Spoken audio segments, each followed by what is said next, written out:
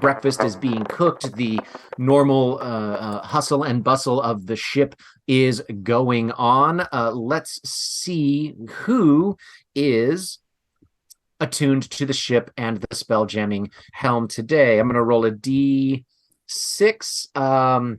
and we'll say on a 1 and 2, it will be... No, we won't do that because there's no reason that Grant would have done so. So... For the sake of the ease, we will say that Captain Lockridge, Captain Lockjaw, you come out of your captain's chambers. You attune to the helm, and you wander downstairs. You find the rest of the officers sitting around one table, and a few handful of other crew members sitting there. All of you had strange dreams last night, but have not had a chance to discuss or bring that up yet. But we'll go ahead and open this scene up with Lockridge standing there, sitting at the table. You've got your, I would say probably Lana knows to give you 2 large plates of food. You have just been asked casually that you look a little bit tired and asked how your night was. How would you like to respond to that? It depends on who asked me. Someone who... We'll see. We'll say it was... we'll say it was the captain. Oi! Checking in with his XO. Lockridge, you're looking mighty red around the eyes. Didn't sleep much, did you?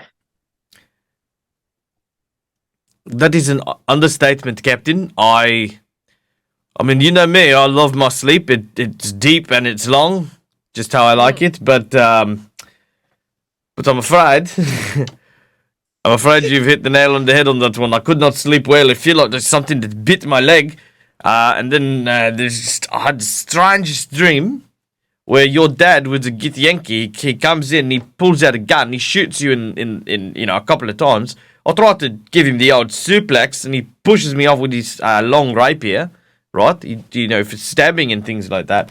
And then, there's this giant, tentacle worm lover that had you wrapped in, like, an erotic embrace on your bed. And I tried to give you some privacy, but Will and Ruin, right, they wanted to join in. They just jumped straight into that whole thing. It's a very bizarre dream. I think I need therapy, but for now, I just enjoy my double breakfast.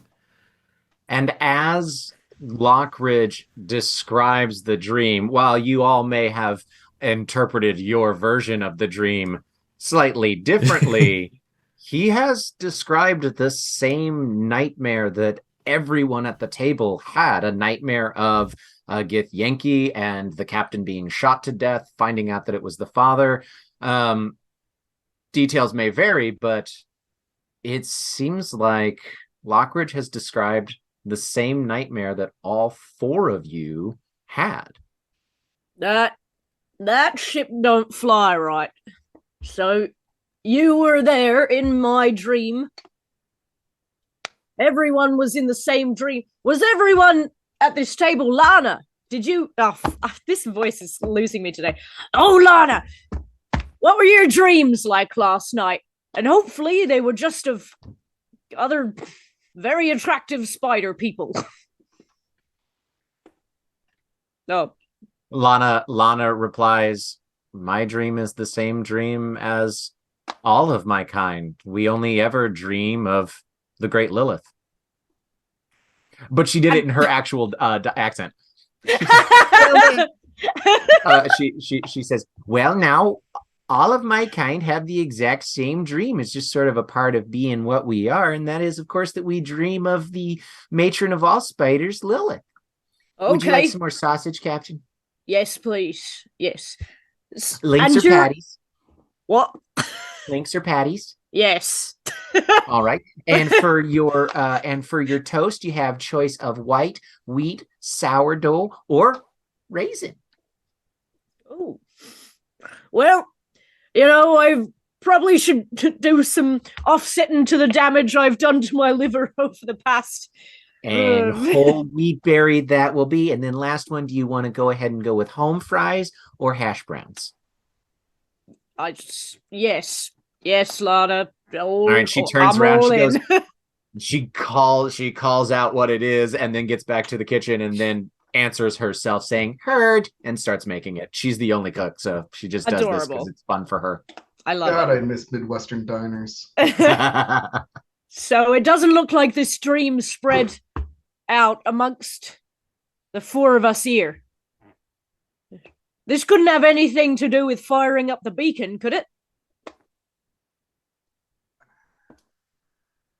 Anybody that wants to can make an Arcana check. I would also like to make that. Why not? This will be funny. Oh, but you're still Grant. Oh no. Does Grant have any Arcana? Nope. Okay, I got a 15. So, do I just answer my own question? Or?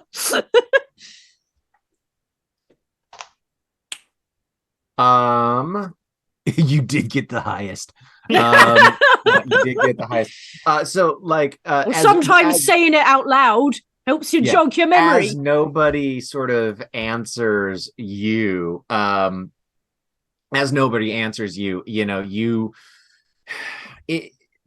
your understanding of the beacon is that acting as a fixed point in astral sea is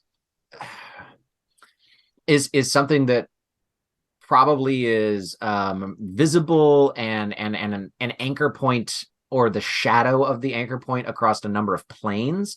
And so, like, at a wild stretch of the imagination, maybe it caught some other planar creature's interest, but you don't see any reason why what the beacon is designed to do would link the four of you telepathically, and then not, and if it did, it should have done it to like everybody on the ship. I don't think that would be the reason why. Lockridge, you said you thought you got bitten by something. Yeah, right. You just see it on me leg, and I'm gonna like sort of reveal. Yeah. Like, just kind of like the da-da-da-da-da-da-da-da. Yeah. That's a mighty lot of leg. Yeah, as Lockridge Thank you. My mom gave it to me. As Lockridge pulls his pants leg up, it is absolutely horrifying. He's not bit or anything. It's just horrifying. Oh yeah, fair enough. He's got okay. ankles. He's not shaved in a long while. No moisturizer either. Oh. Yes, Lockridge is a little ashy. You're last I checked, a Gith's skin is not scaly. I don't know where this episode is going. You need to, Lana, can we get some butter or some sort of grease for this man's leg? It's disgusting. I'm gonna slap my leg and just like cause like the muscle and the fat to like roll, like kind of almost like like that Homer Simpson like and just bounces back and forth. Well, that's fine, but there shouldn't be that amount of skin coming off it. That's disgusting. It's only because I went on that Craig Jennings diet, right? Okay, and I just lost a lot of weight, and that means that you just got a lot of loose, flappy skin, right? Watch what I can do with this. I can make little parachute pants. Oh, good. Oh, Lord. That is hilarious, but there's no bite that I can see. Shared the same nightmare. You are now. Well, you weren't bit by anything. I can't think of any particular reason. Is there any other kind of magic mumbo jumbo happening around here? Well, I'm inspired to think about this a lot more. In fact, everyone, very quickly, hold hands with me, because we're all going to get inspiration as we just got the donation. I feel like some entity out there in the great space has given us all inspiration, right? Yes. And I just want to take a moment. I feel it. Yes, you feel it. All right. I do. I think that maybe we have all been working too hard. I mean, really, when we stop and think about it, we nearly starved to death, right, on the first leg of this journey. So many people have died that there's one guy who hung from, the back of the ship. No one took the rope down. It's still there. And the captain got eaten by a giant whale. That's not good, right? Well, the previous captain. And, we haven't really stopped to say, how are you? I mean, this could just be a stress-induced mass hallucination. Which is very eloquent for what I have to normally say. Hey, Ryan. It is a very eloquent way of saying that you'd like to take a nap. I agree. Dang it. What? You see right through me, Captain. What would you say the role would be for a composure test? It's just like Roll to sweat lose your beading. shit. Like rolling to lose your shit. Make a willpower check, and this is for Grant. When does Yeah, Grant just say what screw do you it? mean? We're gonna call Wisdom? this make this a willpower check, and we're gonna set it at DC 15. All right. What's wrong with you people? Oh, okay. All right. Yeah. Seems fine. He's holding it together, but probably, he's got a -1 to deception. Will looks thoroughly confused by everything Lockridge has said, but isn't reacting very strongly, but is taking him effort to follow the thread. Well, let's say this for Grant. This is Grant is a person who responds very well under pressure. You've faced battle before. You've spent a lot of times being overwhelmed by foes in nature, and while you've been very confused the last little more than 24 hours, now you're hearing like how bad things have been, and there's almost a comfort in that of like, you know what, I can deal with bad.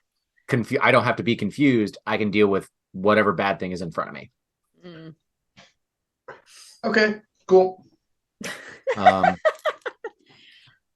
Lockjaw, as you kind of are as you guys are chatting and letting humor sort of diffuse the very weird situation that's going on, you can't help but replay some of the things that you said to the other three, these very deep-seated fears and mistrusts. Some of them maybe you do really feel, some of them you are embarrassed or ashamed, or that they're not fair. But I mean, you can't help but replay those things that you said sort of over and over and over again. And at least from your perspective, it seems like whatever happened last night, you were the focal point of it, and you're not sure why, and you're not sure what to do with that information.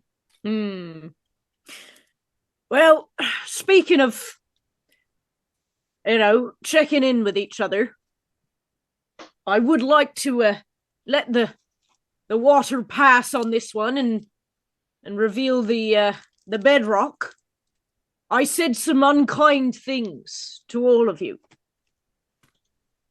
It was a dream, but at the time, I guess I now that the morning has passed, I feel I feel I don't want to let tension, sink into your bones because of what I said. The truth is, sometimes there is a hint of truth in all of those nasty things. But I was always told that you think the nasty thing first, and then what you choose to think second is what really makes you up as a person. I have doubts sometimes, but truly, you are my fellows on this ship, and I choose to trust you, despite any weak sort of doubt that wriggles in the corner of my brain. Am I understood? Yeah, I understand.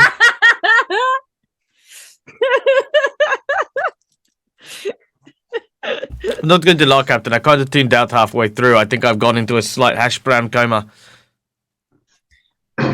Excellent. Well, I'm going to take that to mean that we can let bygones be bygones. But maybe I need to practice some more kindness onto my crew. All right.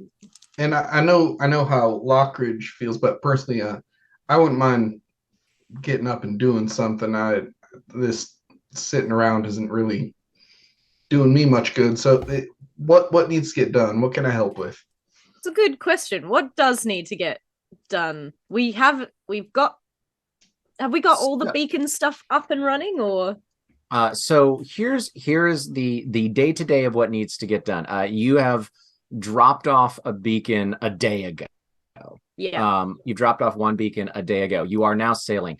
Sailing in the astral sea works by the power, like willpower and thought. You concentrate on a destination and you are sort of psychically aware of how to get there in the most direct way. Most direct, not always the fastest, not always the safest, just the most direct.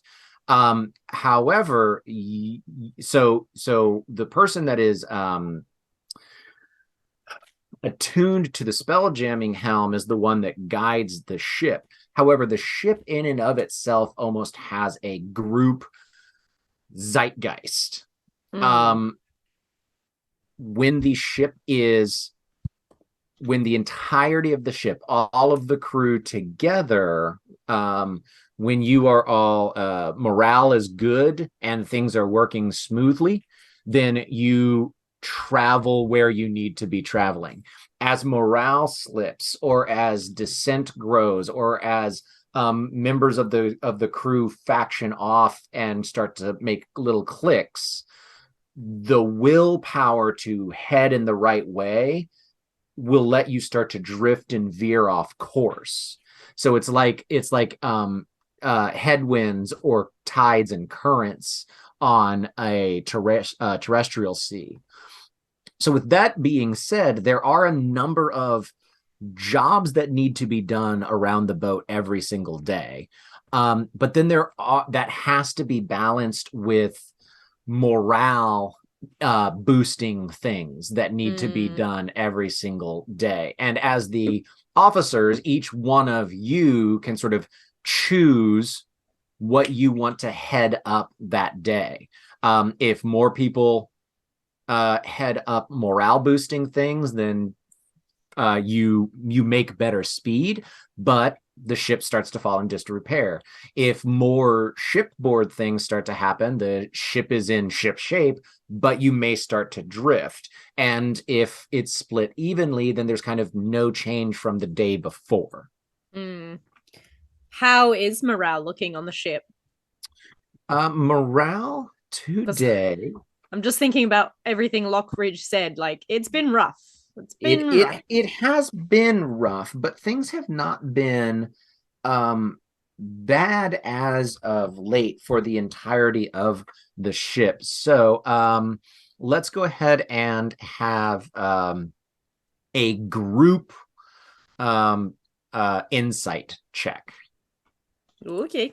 We're gonna make this a group thing and see how well we do overall.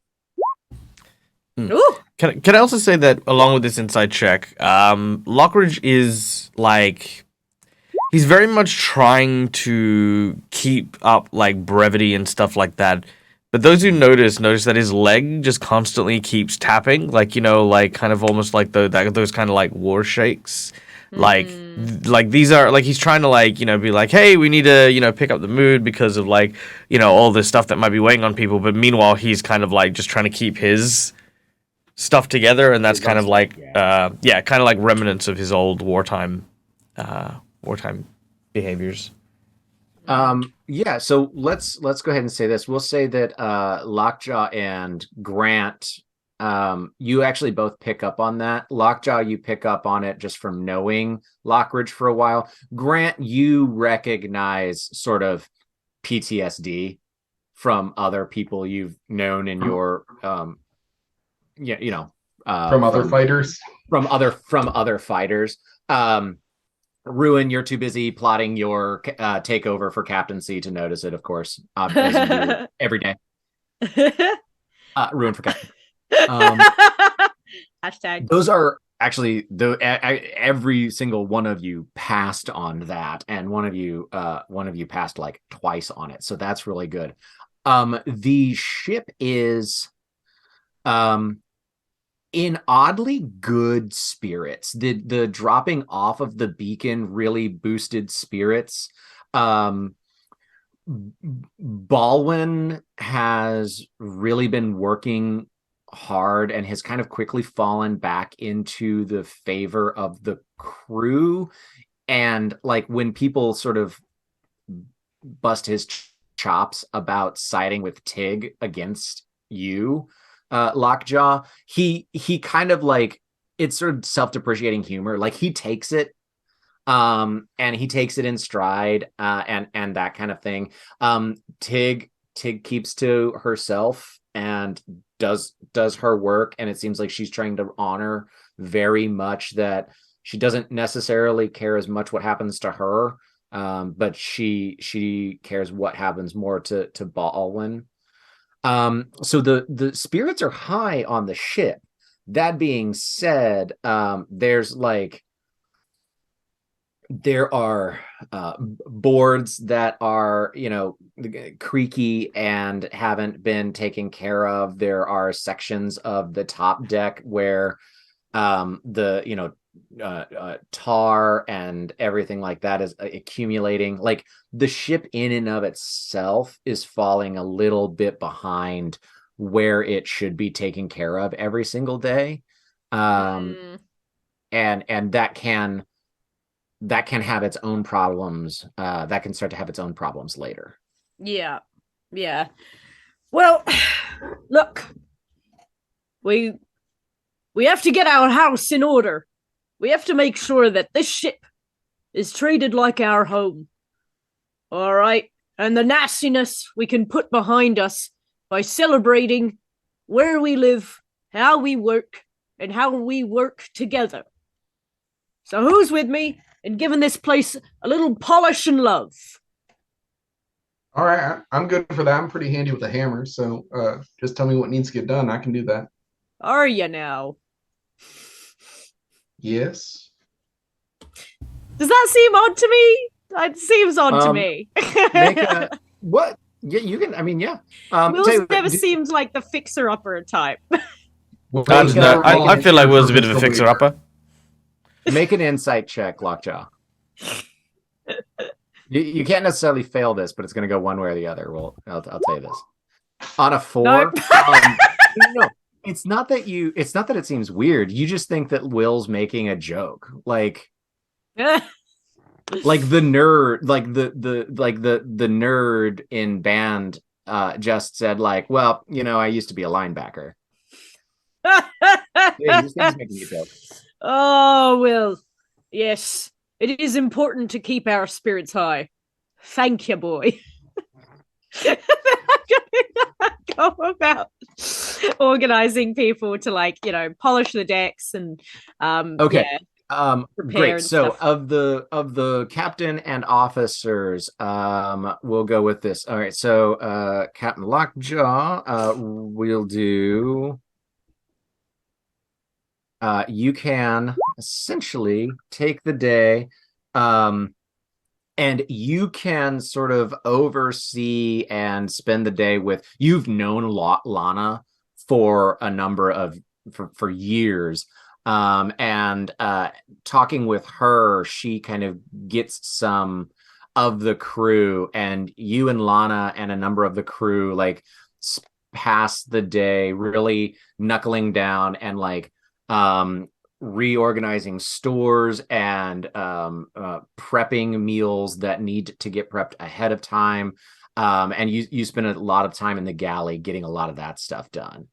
And I'm just going to go up this line here. Ruin, do you want to work on, are you going to focus on morale-based things, or do you want to focus on ship maintenance-based things?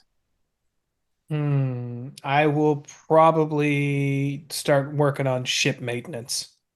Alrighty. You're able to let's see here. You find a box in the storage room that is like astral sectants and spyglass. Like it's a bunch of just sort of pretty boring but necessary equipment that like the glass on a spyglass is cracked, or the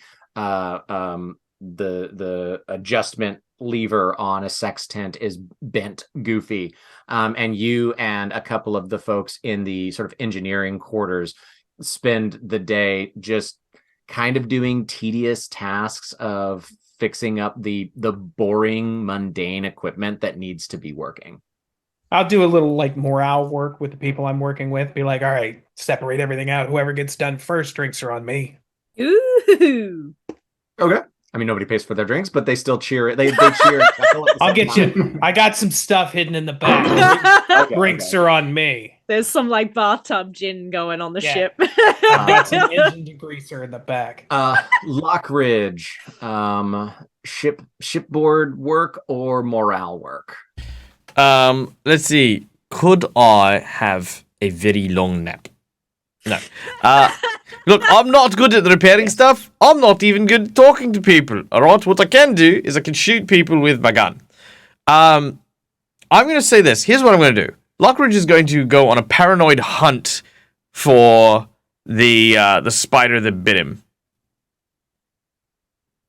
Okay. Because technically speaking, it's still around as far as since last we checked in on it.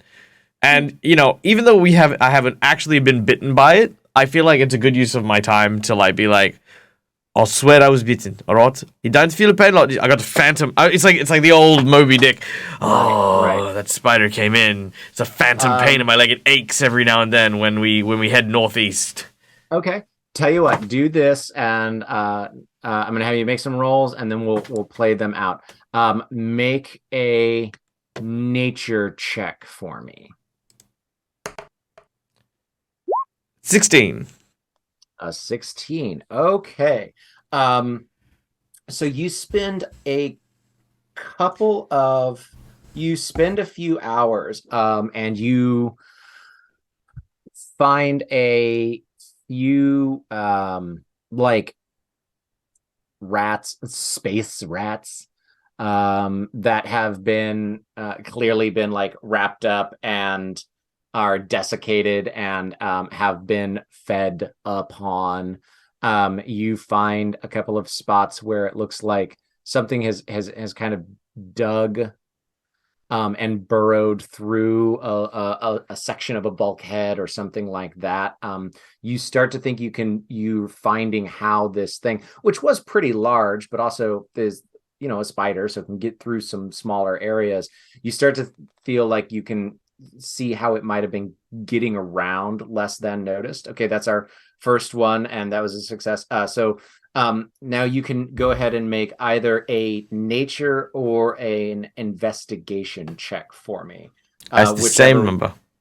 It's the same number. So it's just gonna flavor it differently. Investigation Oh, but that's what you went with. Never mind. Yep, nature. That you find a lot of those things, but they don't ever really lead you anywhere in particular. Could I use my inspiration? You can if you want on this one. I have one more check for you still. Okay, I'll hear the other check. Okay. Yeah, you think you've found all of its little passageways that it's made or created, and its little tiny meals that it's done. I knew it. So this third one can still be nature or investigation before you choose. So nature is more of trying to track this actual animal. Investigation will get some results on you, like talking to some of the crew members instead of necessarily tracking the creature. Oh no, we're going to go with nature because I want the crew to think I'm mental, right? Like, Just hunting spiders. yeah, just on all fours, like licking dead rats and just being like, he went this way. On a bug hunt. All right, roll that nature check. All right, that's a 10. All right. Well, I was gonna say I want to use my inspiration. That's the thing. That's the word. You're dead in the middle of it, so you can roll. You can use that inspiration if you want. That's all right. I'll take it. It's a 10. Yeah, right on the 10. Yeah. You find the exoskeleton like shed of it. That's no good. But you've not found, and so like, okay, if it's shedding, that means it's growing, but anything bigger than what it was. I mean, this thing was the size of like a German Shepherd already. Yeah. Anything bigger than that, because the spider can't turn invisible. It can just sort of phase hop. And you haven't found it on the ship. And if something this big was on the ship, you would have found it. It is a creature of the astral. It is a creature of the astral sea. It can live. Like, it could have just jumped off of the ship and still be alive. No, it's not jumped off, Rod. I know this is hunting grounds now. We're all in danger. This creature is just large and hiding from us. I need to start widening my perimeter search and check to make sure.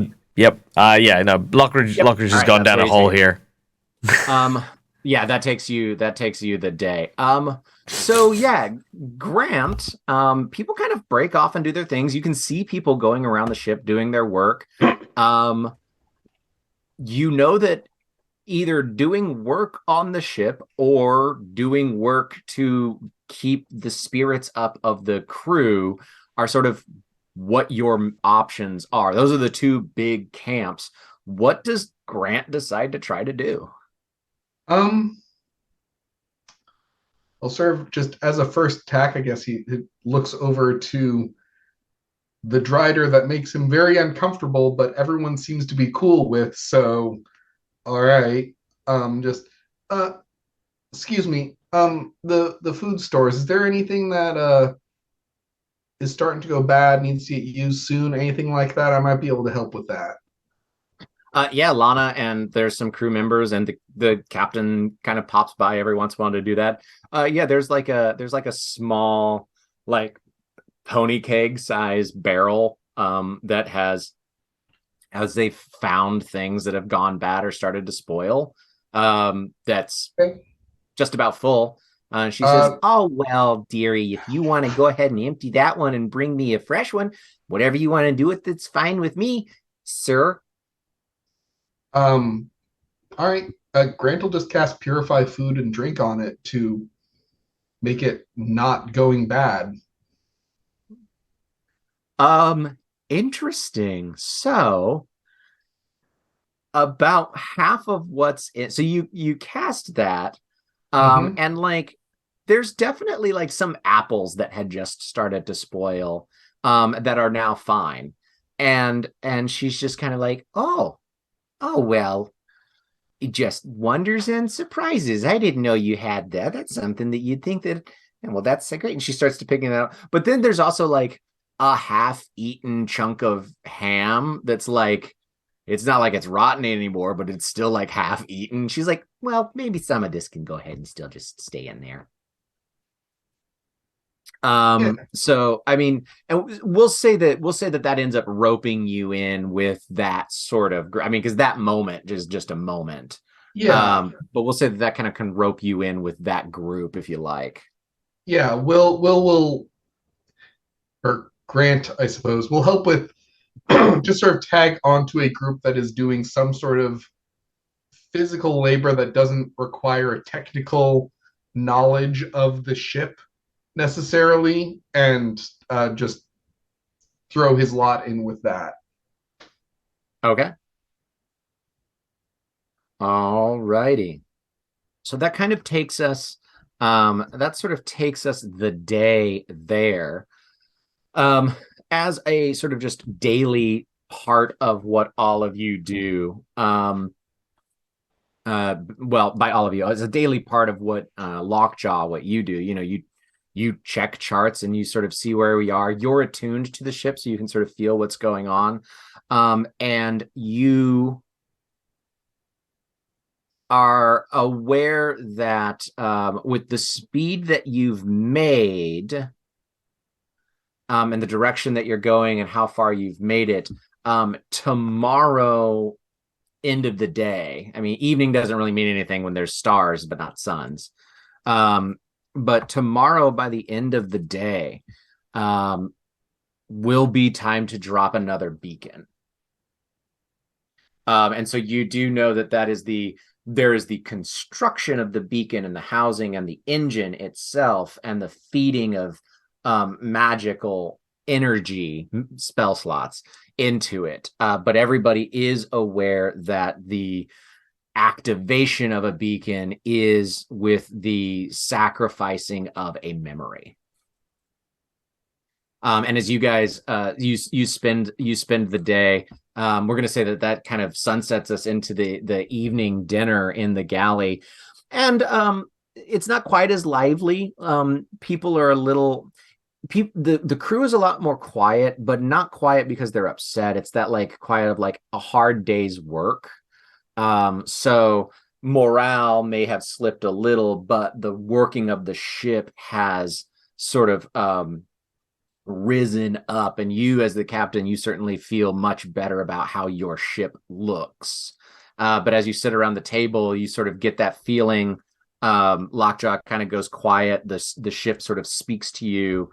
And in a lull in the conversation, it dawns on you that in about 1 day from now, 24 hours from now, it'd be good to have another beacon, and someone's going to have to donate or sacrifice a memory to it.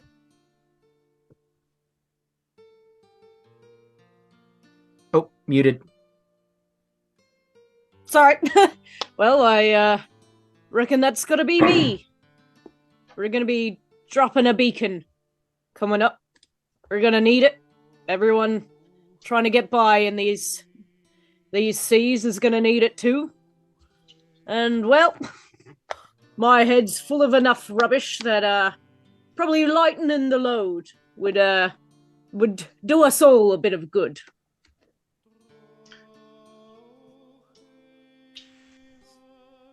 So let's drink up now. I've got my what kind of juice is this, Lana? I never asked. That's a lavender grapefruit. We had some grapefruits that were gonna go bad, but good old Mr. Willow there, Officer Willow there, was able to save that. So I thought, why not? It's sort of like a sangria. Love your work. But a virgin sangria. And you hear, it's not gonna be virgin after I'm done with it. Blah, blah, blah, blah. Are you gonna fuck the juice? Wait, what? Yeah. I guess so. It's just. Yes, you are now. Make a constitution check, I guess. Everyone, raise your glasses. We've done a tremendous job today, and this ship is not just holding together. It's a damn nice home that we get to rest our heads in. So let's cheers it. Hey! Cheers! Hey! The North Ward! And the Captain Lockjaw! And then he's like, right, and they like punch the guy. Yes, I forgot yeah. we had that crewmate called Ryan. That one. There's always one. All right, cool. Yeah. That kind of gets us to the next. I mean, we're really just sort of sailing here. So that goes back to the order. There it is. I'll go in the reverse order there. Grant, does Grant want to find stuff around the ship, or find help the ship, or help the people on this second day? So Grant has another stretch of going to sleep and then waking up and is still on this ship. Yep. Okay. This is your third. I'm gonna make third another day. computer check really quick. Okay. You tell me. I don't even know the number. You tell me what happens when you wake up in the morning, I guess. Well, that's a 7. Grant is actively freaking out at this point because this is day 3 in this dream, which is like, actually, so he goes to sleep. Does he dream and then wake up? I mean, it's one of those things. Like I think a lot of us, it's that like you're so tired, you go to bed and you close your eyes, and then you wake up and you're like, oh, like I clearly got sleep. You feel perfectly rested, but it's like I just closed my eyes and now it's the morning. All right. So let's do it this way. Here's how we'll do that. First, choose if we want to do ship stuff or people stuff. We'll find out what it is that you do off of my chart, and we're gonna say that it fails, and you tell me why and how it fails based off of Grant's sort of freaking out for the day. So which camp do we want to go, ship or people? I think that with Grant freaking out, the last thing that he wants is to be around a lot of people who are calling him Will and like treating him like he's in charge and shit like that. So I think that what he probably does is he goes to do ship stuff. Okay. All of the basic shit got done yesterday, and so he tackles something that is beyond his knowledge base. Perfect. And just completely boffs it. So you find in the galley there's a little like you don't know if it's like it looks like a root cellar door, and you open it up and it's loud, and there's like a rudder chain and it leads down into storage, and like you have to crouch to move around down there. It's absolutely perfect for you to hide from everybody.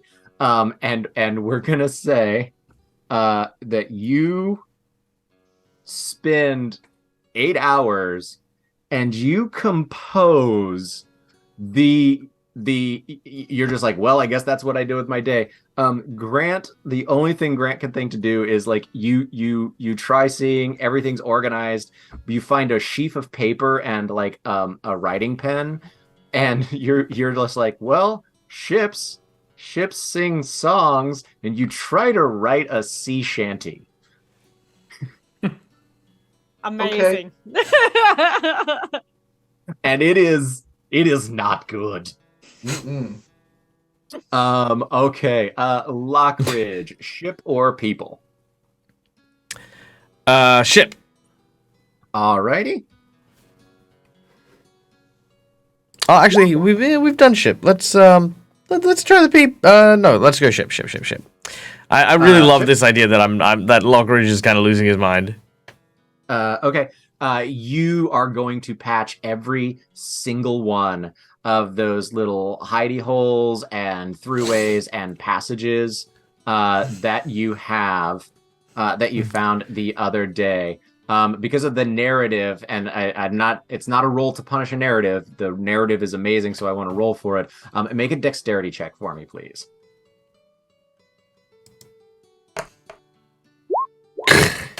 Beautiful, I love it. Perfect. Yep. Ruin, people or ship? Considering Cap told me to get on building a beacon.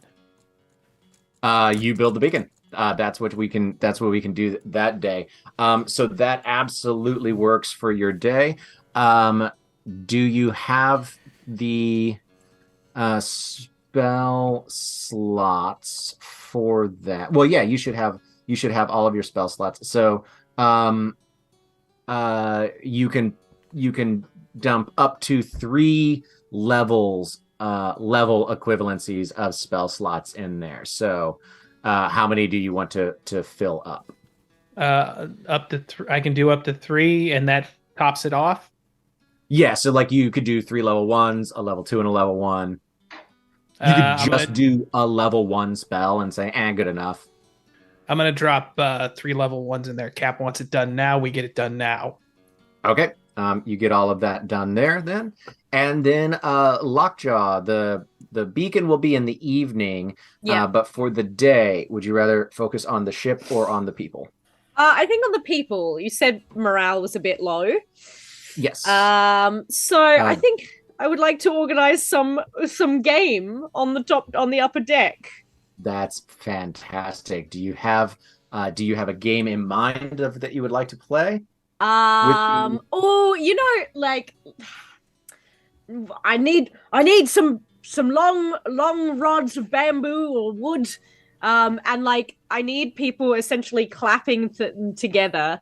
And the idea is like, as they clap together on the ground, you have to kind of like hop in and out of them, creating some sort of like little dance. I don't know if anyone's ever done this. Okay. I think it's very Indonesian, where they have these like essentially bamboo rods that you kind of clap together and people have to dance in them, or your ankles get like it's like a more dangerous version of jump rope. Yeah. Nice. Great. Make a charisma check with advantage. Fantastic. All right, let's just hope this works. All right. Nope, sorry. I wrote that. Ignore that. Ignore that. Just wrote intimidation. Well, I mean, it was okay. No. We will play games. Okay, sorry. Is it the same bonus? No. Oh, not at all. Sorry. But you rolled better. Okay. So, okay, well, I rolled a 19 on both, so it's a 19. Yeah, absolutely.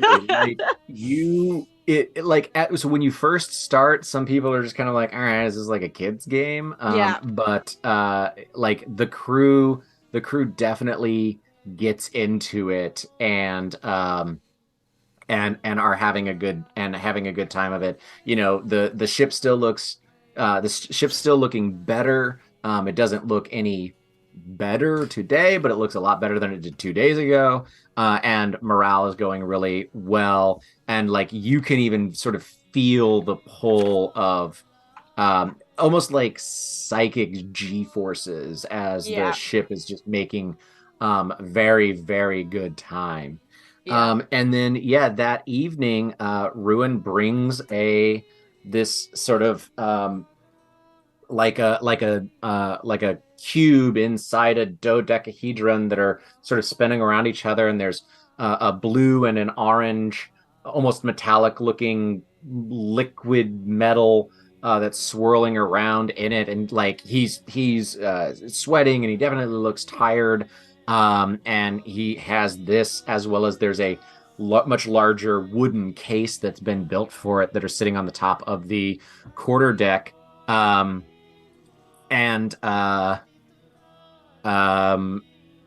There's a little like stool that gets placed down in front of it, and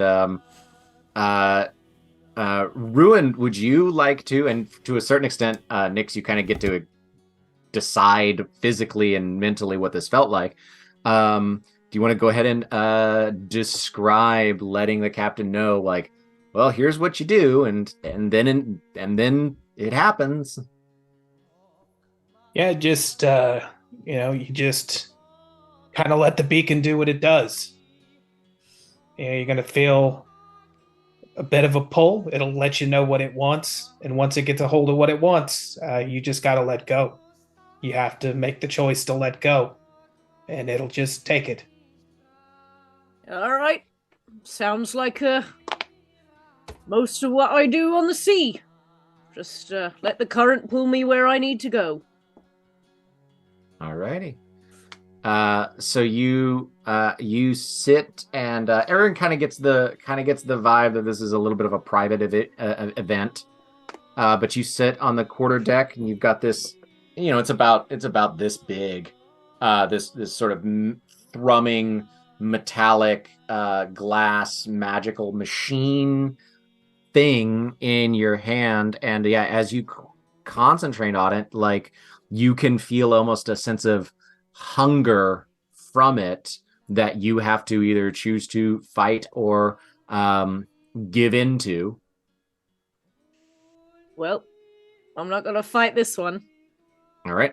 So yep, you give into it. You see a third color. There's sort of this pink hue that starts to fill in with the blues and the orange. It's in there. You have the sense that the beacon would work now, like it's magic, like it's not bright literally, like it's not bright like a light bulb or a candle or the sun to look at, but magically it's brighter than everything else around you, almost kind of like looking at the plasma magical ring of the ship. You have the sense that it would work a little bit now, or you can still feel a hungry pull from it. You can choose to back off or give it more of whatever it is that it's looking for. Nah, I'm all in. Anything to drop this beacon. All right, you're all in. It glows even more powerful. The hunger's not as strong, but it's certainly still there for this one. If you choose to resist it, I need a willpower check. No right. resisting. Lockjaw is like, I'm going where I need to go, and that's where Alrighty. you need it. As the thing flares and you are holding it, and you have to actually close your eyes. You see it held in your hands. Your hands, older hands, sort of a yellowish green from years of jaundice and not taking care of your body. This engine flares with magical light. You close your eyes. It's so bright. And as you open your eyes a second time, sure enough, there it is. The sun shining off in the distant horizon in this beautiful blue nebula of this station that orbits this tiny little watery moon. You're here for like 2 weeks as this second time you've ever been out at sea. You can still feel it in your hand, the doorknob of the tavern. It's a hot day. The sun is shining. You twist the doorknob in. You walk in. Some people look up kind of to see who it is, and they see just another 20-year-old, 25-year-old, young, fit, half-orc guy.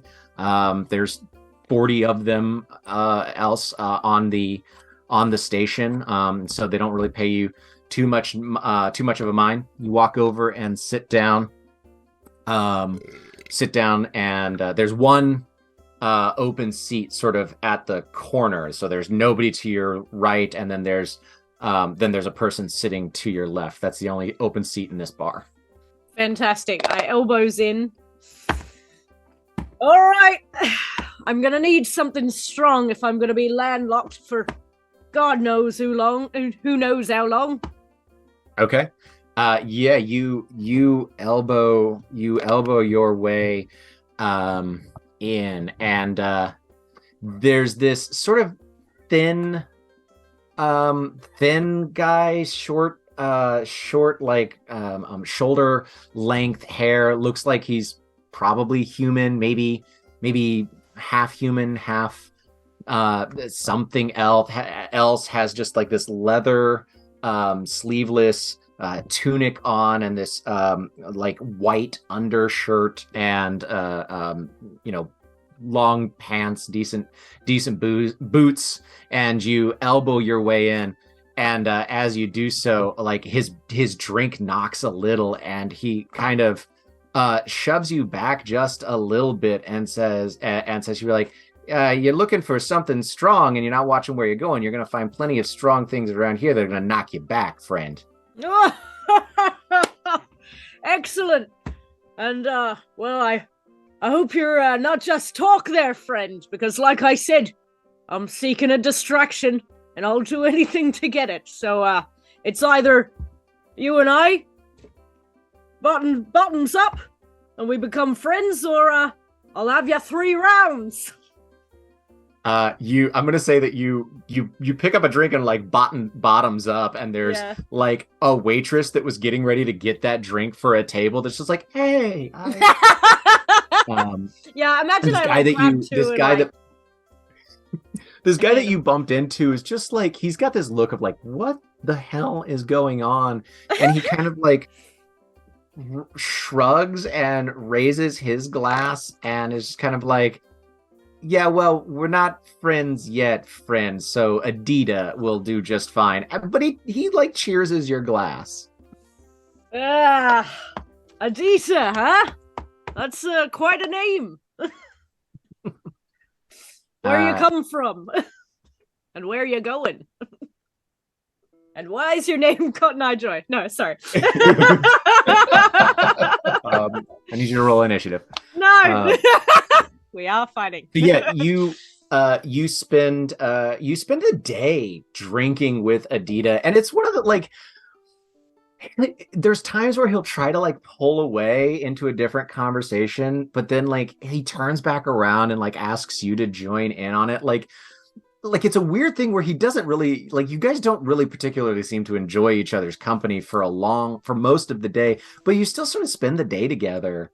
And by the end of the day, Adita sort of tells you, he says, well, listen, what name do you give? I think he's been called Lockjaw for a long time. Yeah. He says, listen, Lockjaw, it was certainly a memorable day, actually a kind of a nice day, in spite of all of your best efforts. So I actually listen, thing is I ship out tonight, but this is a pretty regular port. If you're back here in 2 weeks, tell you what, and he writes down the name of another tavern. He says, this is actually a place where I do a little bit of performance, if you want to stop by and see me. You're a performer. Yeah, well, the fishing doesn't really pay the bills nearly as well as... Well, you'll see. Don't worry about it. Fantastic. I knew there was a reason I was meant to meet you, Adita. And he kind of like slips it in the inside of his kind of very shaggy shirt. Yeah. And Adita sort of claps you on the shoulder and says, you know what? I knew there was a reason too. And he leaves. About an hour later, the bartender does bring you your bill. All of your drinks and his food are on yours. I like this one. So 2 weeks go by. Does Lockjaw make the effort to get to the other bar? Absolutely, yeah. I think he's this is a younger Lockjaw, much more full of... I mean, Lockjaw's pretty exuberant anyway, but it's without that harsher edge. Right. And yeah, he's just kind of like, he's going stir crazy, not being in between jobs and being on the land. So nice. So yeah, so 2 weeks goes by. You've got some jobs between there and here, but you make sure to grab a ship that brings you back here to this port, and you find the name of this bar, and you can hear this bar from a block away. It's this 2-story thing. You walk in and there's this stage that's built up front, and there's these magical fairy fire lights that light up the stage. There's a guy standing on stage, and people are like laughing and clapping, but also booing and throwing things because it's hard to explain it. Like, he's not a sorcerer. He's not a wizard. But he's like making things appear and disappear, and he's making it look like stuff, but he's not using real magic. It's almost like you would have to guess like a sleight of hand type thing. Yeah. And so there's people that are laughing, but then you kind of quickly can tell that like the people that are booing are like throwing little cantrips at him. They're actual wizards. And this guy is pretending to do magic, and it's not real magic. Yeah. And so you're there, you look around, you don't see Adita anywhere. And about 20 minutes goes by and the thing ends, and like the lights in the place go really low. And there's these sort of dark pink and dark purple fairy fire lights that hit the stage, and this giant metal ring lowers from the ceiling, and there is this svelte, thin woman, very athletic, has sort of short shoulder length hair tied into a bun, has like clothing that's made out of like silk scarves, and she does this amazing like dance routine in this metal ring, and it's very acrobatic, and she like throws her silk scarves off as she's doing it, and so it's a little risque, and people are clapping and cheering and all of that. And by the time she's done, she just has like one silk scarf across her top, and a very small pair of silk like drawers that she's wearing, and people are throwing flowers and money and cheering, and she waves as she's sort of sitting beautifully in the ring as it raises back up into the rafters, and everybody goes wild for that one. After that, there's another act of this guy, this sort of overly bombastic, very rotund guy that's singing like opera songs. And as you're watching that, Oh yeah.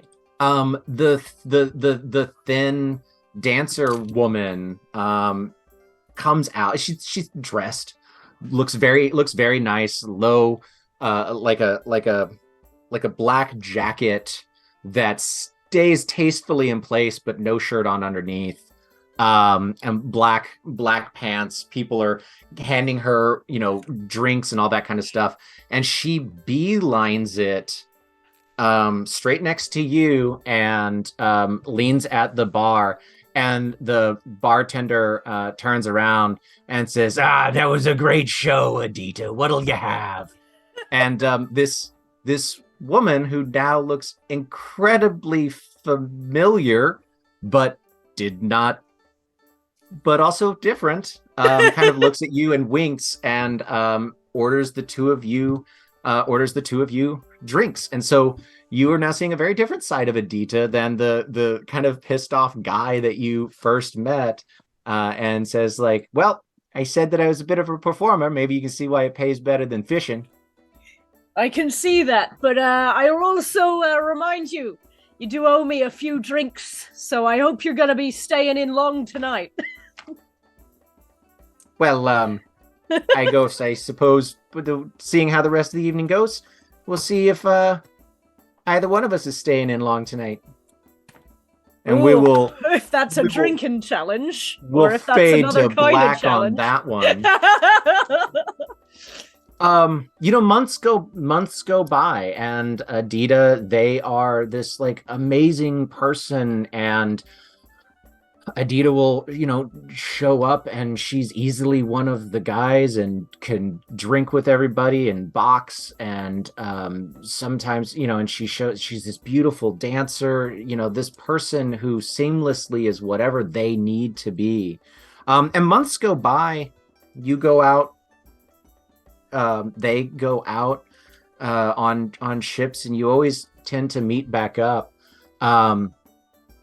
But this is home for Adita, and there's a night where you come to the bar where she performs, and after the performance, during the performance, she sees you, and like the rest of the performance isn't nearly as good as they normally are, and when they come out, they make eye contact with you. but they don't stop by your table, and they head straight to the bar and start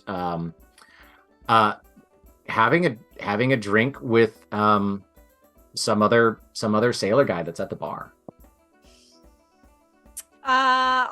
I'm gonna like approach, but I think Lockjaw's gonna keep a curious distance. You know, I'm not gonna step in and be like, you making eyes at my person. Right. I think more just like sussing out what's going on here. So as you get close enough to sort of see what's going on, not necessarily eavesdropping, you're maybe like 10, 15 feet away, and Adita like makes eye contact with you, clearly sees you, and then like very loudly to this other person that's at the bar asks, so what is it that you do? And he says, oh, you see, I'm on the ship the Lion's Head, and no, it's absolutely fantastic. We've got a really energetic new guy who knows what he's going to do as captain, and they stop him and just say, oh, you're one of those sailors that never knows how to put down roots and leaves their family wondering where they are. Sorry, not interested. And the last line of sorry, not interested, they speak over that guy's shoulder loudly to you 15 feet away, and walks past you like they're going back to the green room. All right, you don't need to use a crowd to have a conversation with me, Adita. I'm right here. Yeah, they sort of spin around and say, oh, well, you're right here. What a wonderful change of events. I always meet you where you need to be. When I come back, I'm always in this tavern waiting for you. Yeah, when you come back, you're in the tavern waiting for me. But where am I for all the rest of the time where you're not here? I'm in this tavern, or I'm in the other tavern waiting for you. Weeks at a time, months at a time.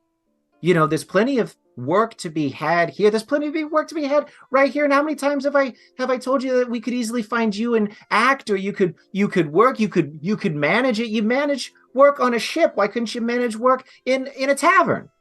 I never said you had to wait for me, Adita. I didn't know that you were waiting for me to come back every time. Oh, so I wouldn't be waiting for you. I just go out and do whatever it is that I'm going to do, and do, because is that what you do? All the other ports, literally, of call that you've got to go to? Is that what it is that I should be understanding? No, I just mean I've never been the kind of man that anyone waited for. There was never a place set for me. There was just people who would see me go, and that was that. I guess I guess I never really knew you felt that way. Okay. She looks at you.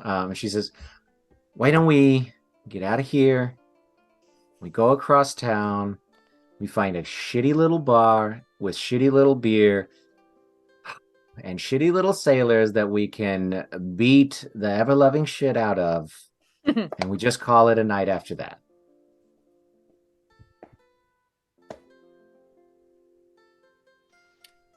Let's do that.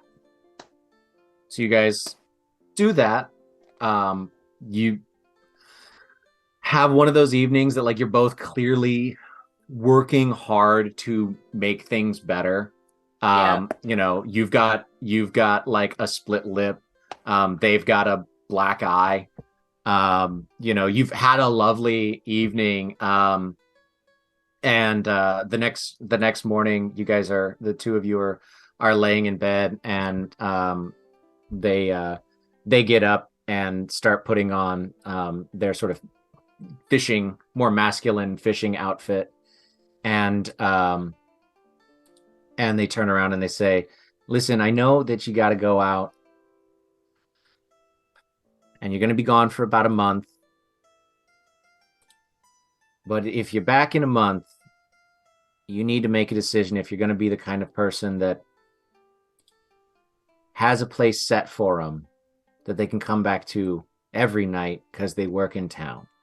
Otherwise, maybe you just sign up for 2 rotations this time, and then 3, and then we appreciate this for what it was. And what was it? I think you're the one that's going to have to answer that. And they leave the apartment. At the end of your month-long, your next trip, your next work voyage, your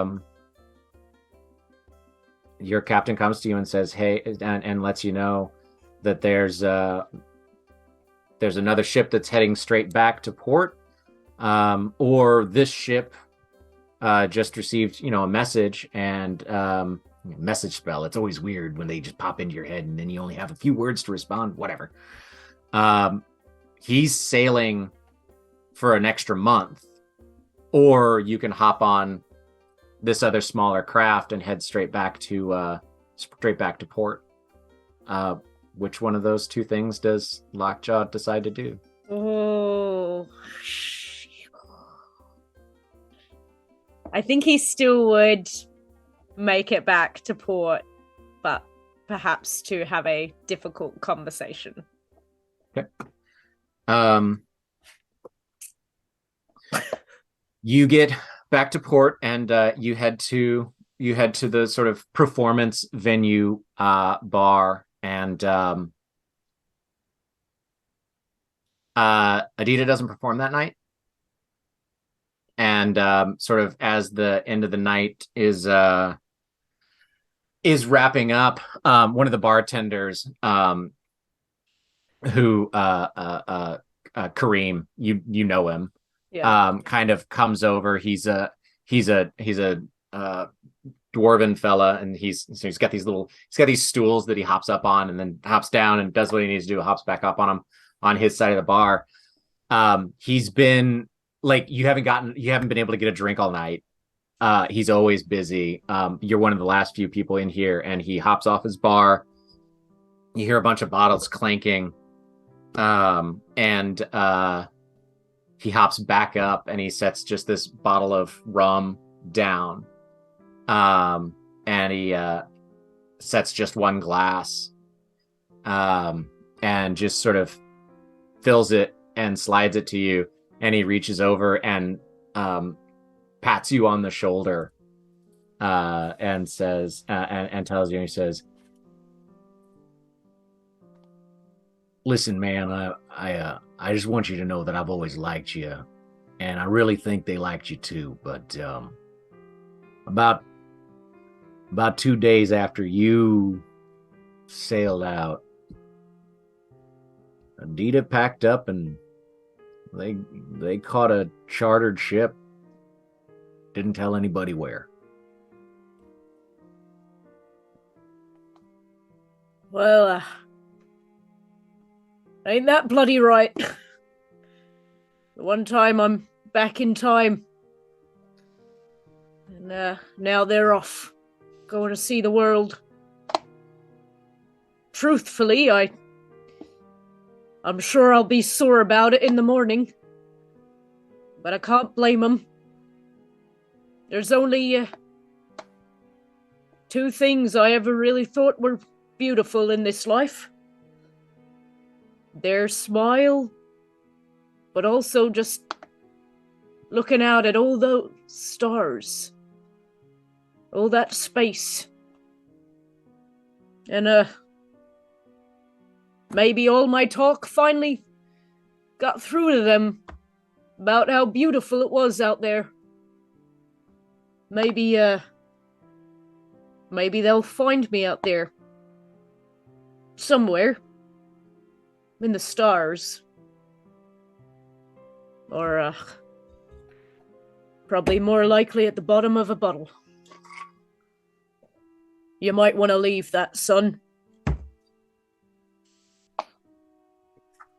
Um, is so a question for is Adita sort of the main catalyst for Lockjaw's drinking as a young man? I think it was always there, but Right. when it no longer became social after them. Okay. It used to be, that was a sailor's thing, pass the time. It was to be Right. merry and jolly. But after that night, it kind of wore away some of those harder feelings. Yeah. When he would think about them for too long. Yeah. Okay. Sure. As you sit on the quarter deck, your memories of let's do this. Your memories of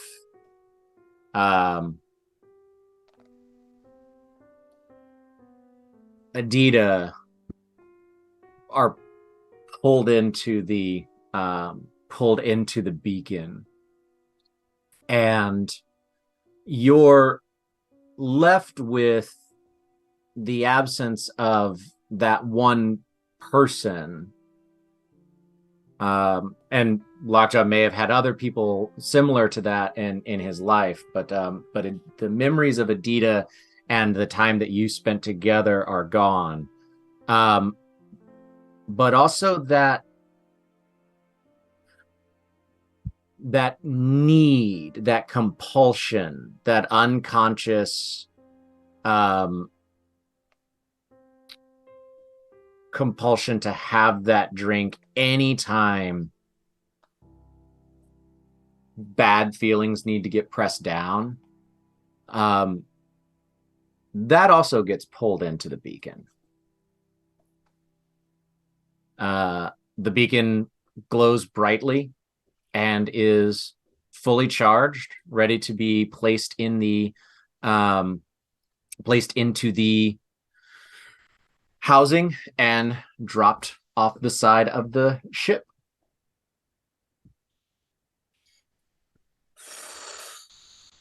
Well, I certainly feel lighter. Mm-hmm. Yeah, and you don't know what it is that you lost, but you do know that that's how the beacon works. So you know something's gone, but you feel different. I feel not different. Better, not worse, but different. Would there be like some degree of melancholy, perhaps? I think that's completely up to you. Yeah. I think that your first, if not only, true love being gone is going to change a person. Yeah. But you can decide how it ends up affecting Lockjaw. That's completely up to you. I think, yeah. Yeah. I think there's definitely like some sort of, melancholy, just in the first like kind of hour afterwards, Sure. just to kind of like the idea that you're missing something, but you're not sure what, that there's a lack of something, or that there's some loss, some invisible grief, but you just can't put your finger on it, kind of thing. Yeah, absolutely makes sense. It is that evening passes by without really much more of ado about anything. You guys do notice when you were at dinner earlier, there are about like 4 missing stools around the tables, and as you look around the ship, it almost becomes a game of like, where's Waldo? You see the stool seats have been like haphazardly nailed to cover and patch these holes that were in the bulkheads. And that is what Lockridge, he desperately was finding wood, and you broke a bunch of stools apart to make that happen. So yeah, there's actually now like a couple of people that kind of just have to stand and eat their dinner. Brilliant.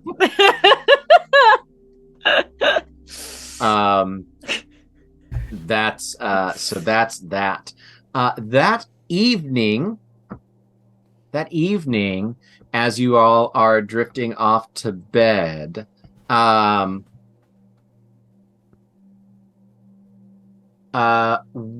Grant, as you're just about to drift off to sleep, in your head, you hear, "So, have you been enjoying your little playing pretend at a sailor's life, Mr. Castleman?" Grant, who spent most of the day making an awful sea shanty and probably like having a good cry in the bowels of the ship. Um,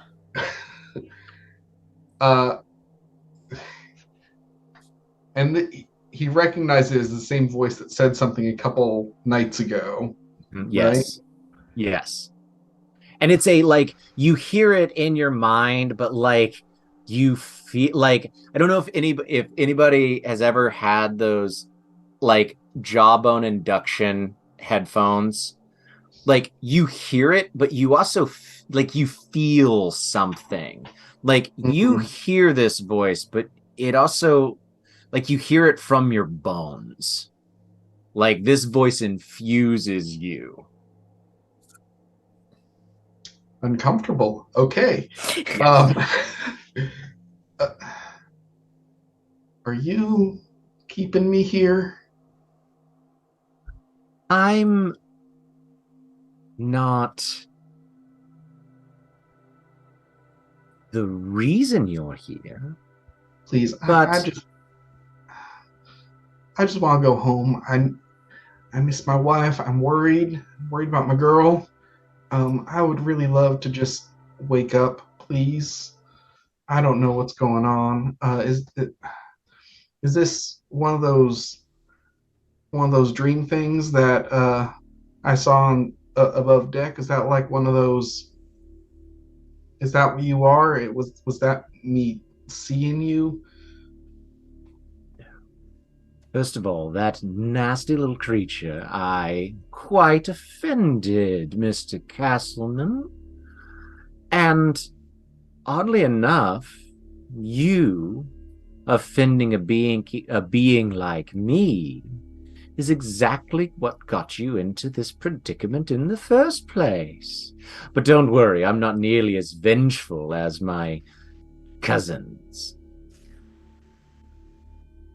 I don't know what you want, what I'm supposed to do here. I want to go home. Can you help me with that? Oh, well, I suppose I could help. I'm sorry, I've only ever heard your surname. May I have your first name, please, Mr. Castleman? The pause is out of character. Oh, I wouldn't do it, but you.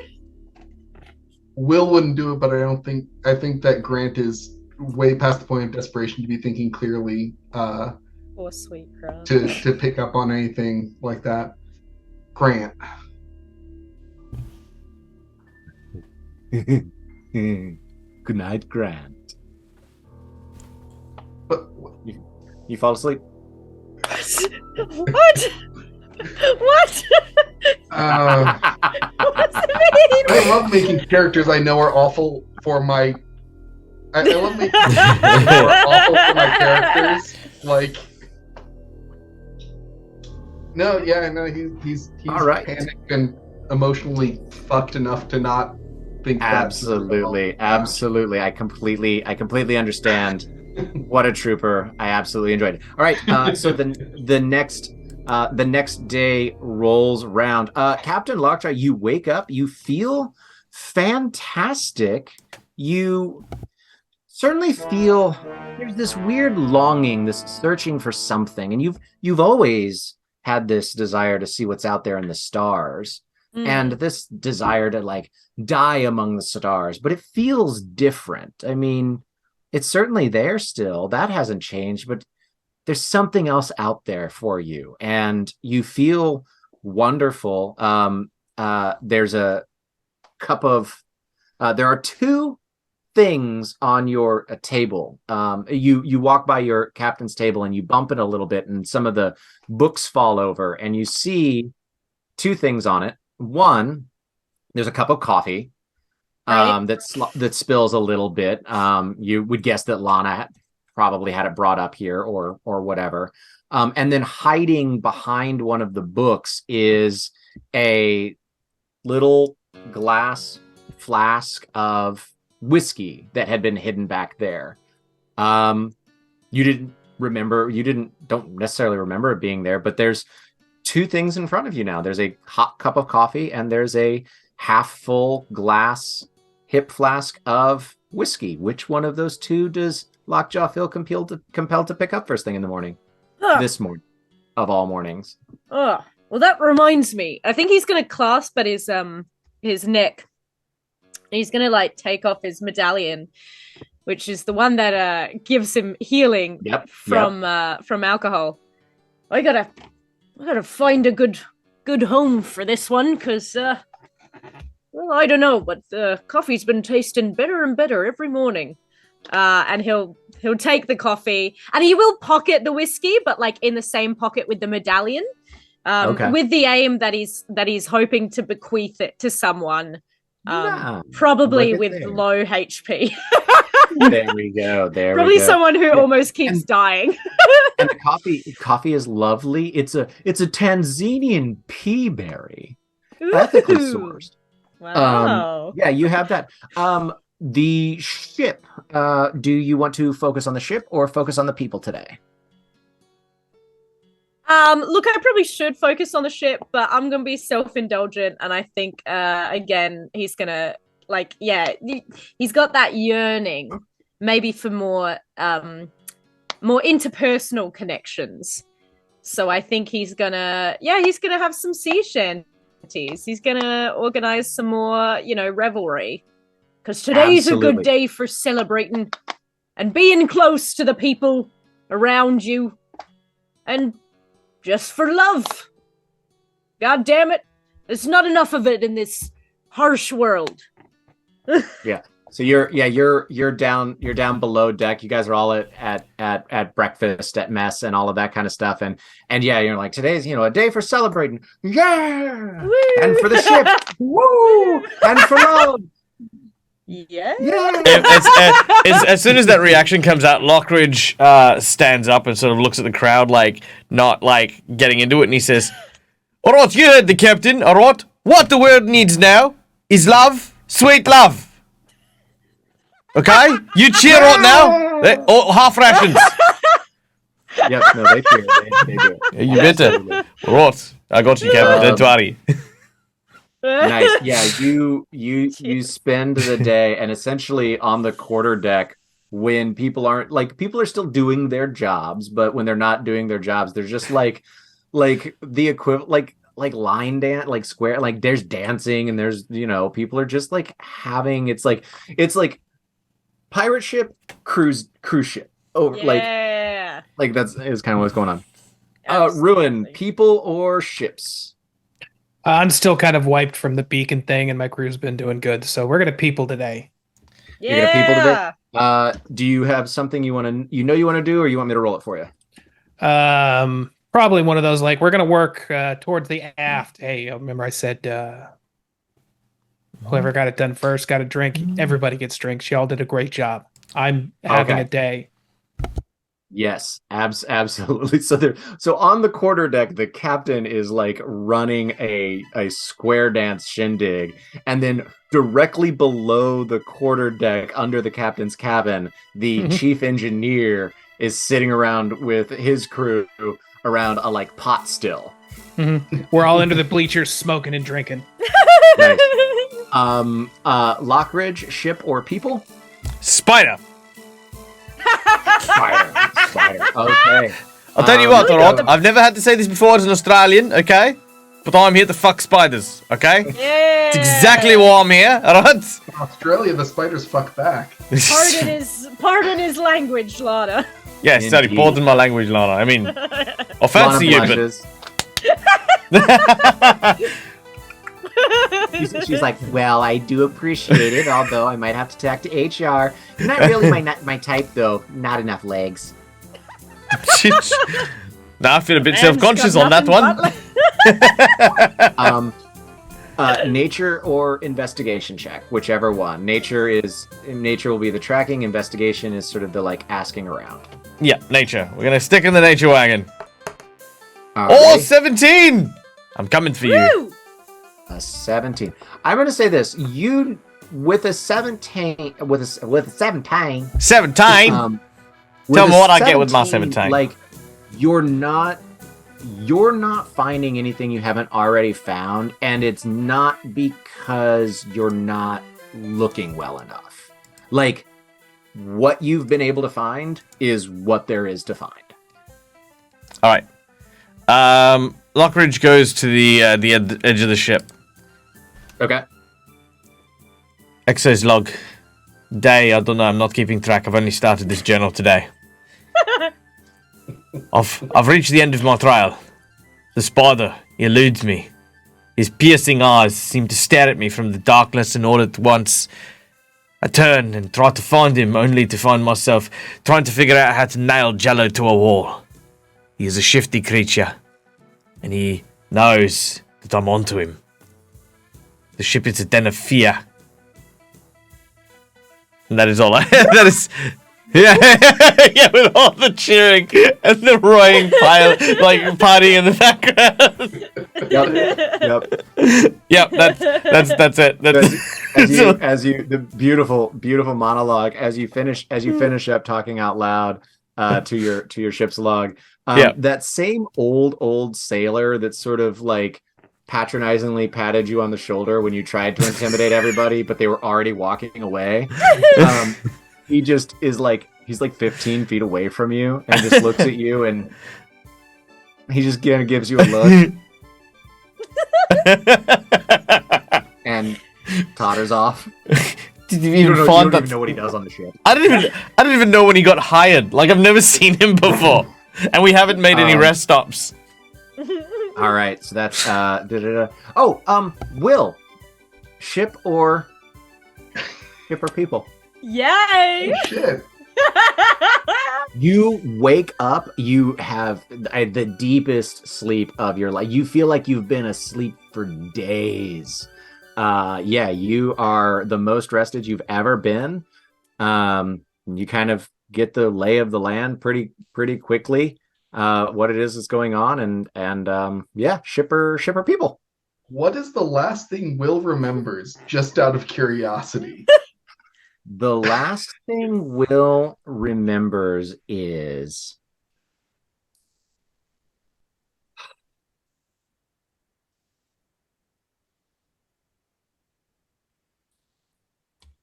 boy, audience.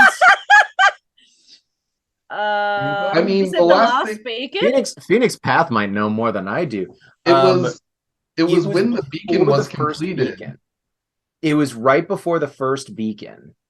Yeah, because the knowledge from a past self that triggered it was on an Arcana check of how the beacon would work, I think. Yeah, you remember. So yeah, that's it. You remember working on that first beacon, and I'm gonna say that with how good the crew is feeling, sort of this very sort of like vibe that's on the ship.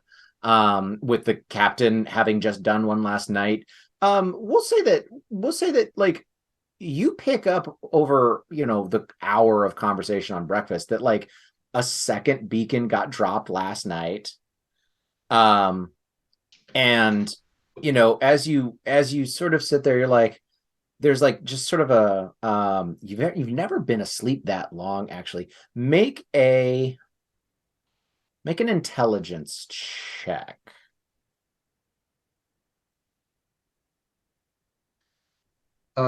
Skill check. Yeah. Just like a straight up like roll your just straight up intelligence. Can I use guidance? Yeah, if you've got it. Definitely use guidance. You can use knowledge of past life if you really want to risk it. I'm back. Oh, I don't think I'm gonna need to. Yeah, 24. 20. Yeah, with a 24 24, you like you're just kind of like, oh man. And like you kind of are like, oh yeah, no, there was a we've been working on the ship. Right, right. We were working on the ship, and then and Lockridge has been uh, chasing something about spiders, and the and I was working down in the hold all day yesterday. I don't remember what it was that I was doing. Man, my hand hurts though. Like it's like you vaguely like if you try to remember two specific consecutive days from your senior year of high school. You're like, okay, I guess that kind of happened. So you don't think that like 20 minutes ago you were working on the first beacon. You're just like, Yeah. man, I just do not remember the last couple of days. All right. Well, if I was down the hold, then I wasn't doing my job, and we just dropped a second beacon. So Will is going to go and get charts set up and make sure that we've got marked down that a second beacon got dropped and figure out where we need to go for a third beacon. So I guess that would be ship work. Yeah, we're gonna call that. We'll definitely call that. Um, we'll definitely call that ship work. Yeah, absolutely. Sweet. Uh,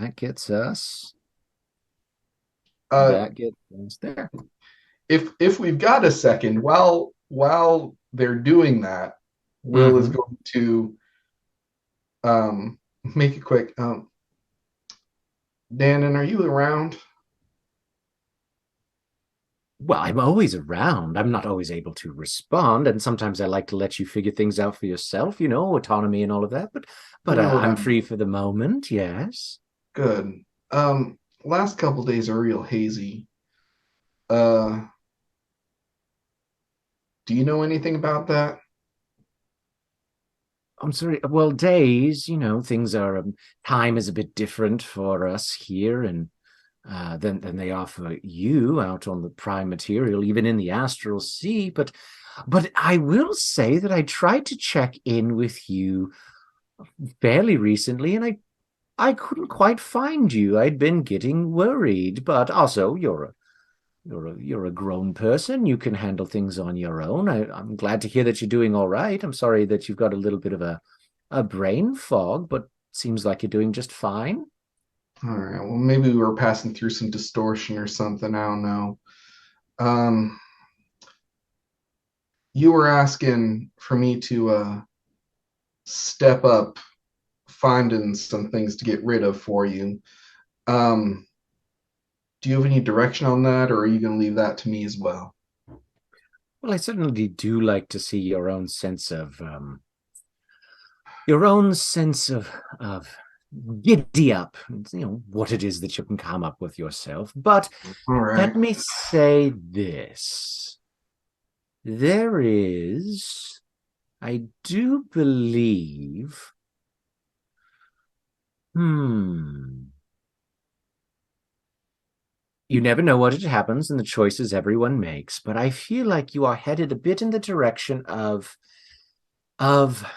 some creatures that may have found themselves out upon your little astral sea that once belonged back here with all of us. And if you are to find a way of laying some sort of very strong magical presence around them, then I think it would make them much easier to find, and we can send some of our little game wardens to help clear that out. Of course, identifying them as such wouldn't be great. Perhaps it'd be best if you would just simply find ways of saying that they're just a strange sort of animal that exists only out in the vastness of the astral sea. Yeah, of course. And just drop a beacon near there, and y'all should be able to find it from there. Was that what you're calling those little spots of light? I think a beacon near there would be certainly good, unless there's, well, you know what they say. There's always a a bigger fish out there someplace, a great gargantuan creature to sort of feed upon them would be probably even easier to find than your little beacons. Yeah, well, hard pass. We ran into one of those. I'm not looking forward to replicating that experience, but thank you for your insight. I'll try and get that figured out for you.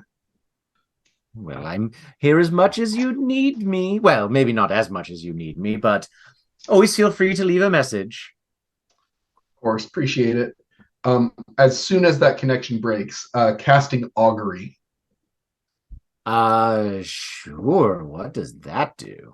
That's the one spell that Danon specifically is granting me. I get to ask a yes or no question Okay. about something that might be coming up. Do.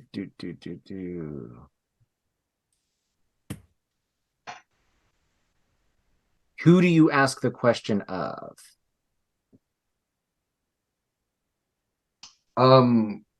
Do I need Like, do I need to specify who I'm asking? well, like in general, like, are you asking Danon, or is this a No. meta spell? Like Tucker gets to ask me? Are you asking another deity, the universe I itself? mean, no, that's the thing. Normally, it's a divine spell. I don't think it's normally actually on the warlock spell list, but you said that it was something that Danon was granting. But Right. uh, the question pertains to Danon, so Will would rather not ask it to Danon if possible. 1 second while I pull it up.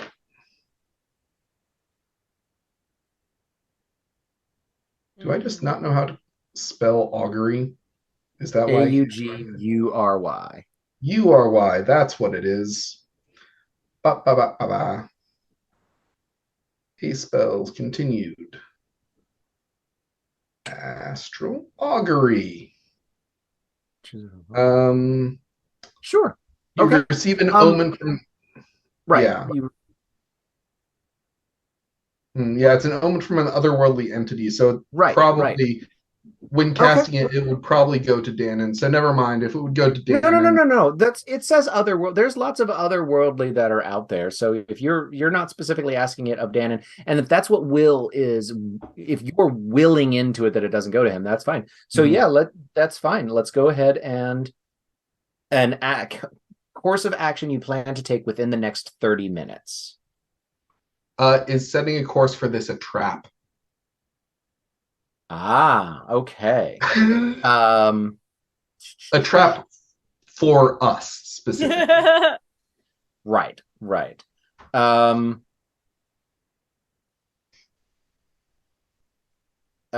You cast the spell, and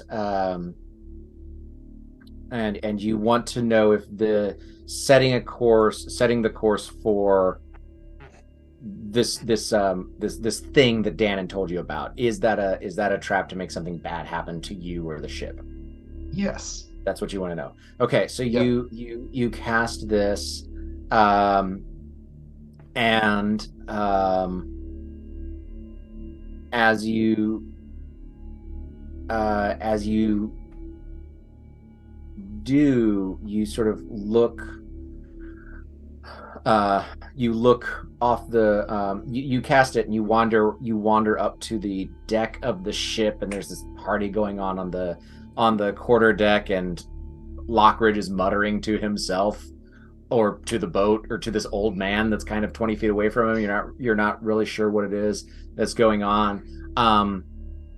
And as you sort of gaze out and try to decide whether this is a trap or not, and if you can trust Danon on it or anything like that, you see just the most beautiful comet, like a shooting star, and as it goes and it arcs across, and the trailing the tail behind it glitters in a rainbow pattern, and as you continue to stare at it, there's a this beautiful pod of the kelki, these whales, not nebula ones, just regular good old astral space whales, that sort of frolic and are playing with each other in the glittering stardust,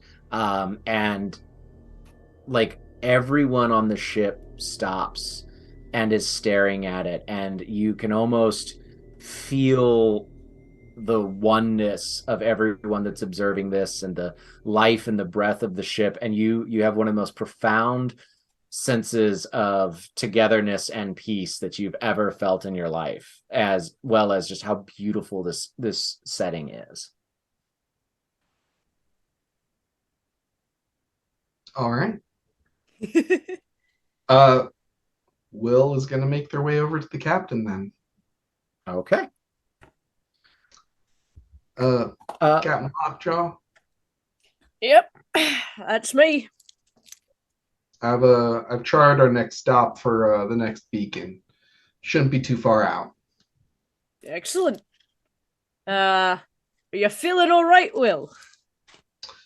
Yeah, I'm feeling all right. Last couple days are a bit of a haze, so not sure if we were just passing through some sort of miasma in the astral sea or what. But yeah, as I said, felt like I was in a bit of a fog, but I'm feeling better now. But yeah, so if you need me to take the helm for the next couple days to make sure we get there, I'm happy to. That's probably wise if you know where we're going. And I'll hand over the reins, as it were, the helm. Yep. All right. Sure. Yeah, you Will, you attune yourself, and you slept great, so you can take sort of the rest of the watch, and you set that course. The morale of the ship is high, and you sort of can feel the ship list and shift and change direction slightly. Not exactly sure how long it's going to be till you get there, but you know that you're on the most direct path for it. And it's really just quite a lovely day. Will is back. Half of the crew has lost some things, but maybe started to find some things in themselves with all of that gone. The ship is happy with a apparently decidedly very good course laid in, and we'll see where that course takes us next week on our penultimate, our second to last episode of The Flight of the Northwest. Thank you so much. Woo!